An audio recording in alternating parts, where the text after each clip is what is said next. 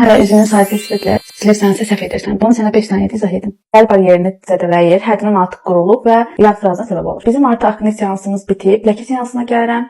Nəticədən çox məmnunam. Bütün üzümün sızanaqları gedib. Hər şey yaxşıdır.